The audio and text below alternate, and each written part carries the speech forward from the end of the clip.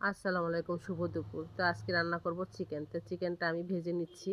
এই চিকেনটা আমি অনেকক্ষণ মেখে রেখেছিলাম লবণ, হলুদ আর একটু মরিচ ফাঁকি আর একটু সাথে টক দই। এইগুলি দিয়ে আমি আধা ঘন্টার মতো মেখে রেখেছিলাম। আর এখন একটু লাল লাল করে ভেজে নিচ্ছি। তাই আমি দিয়ে দিলাম আরেকটু তেল। তেল দেওয়ার পরে পেঁয়াজ দিয়ে দিলাম। তা পেঁয়াজটা ভাজা ভাজা করব।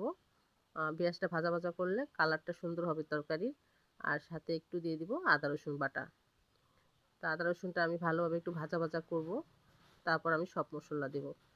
তারপর দিয়ে দিলাম একটু বাদাম।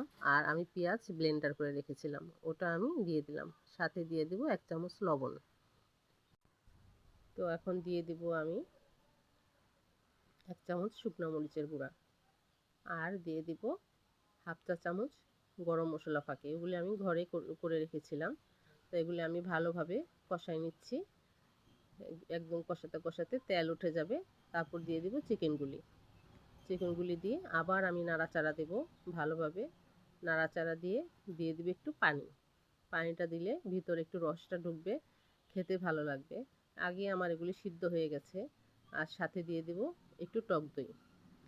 আর লাস্টে দেবে একটু চিনি। তো কেমন লাগলো বন্ধুরা? লাইক, কমেন্ট, শেয়ার দিবেন, পাশে থাকবেন। আল্লাহ হাফেজ।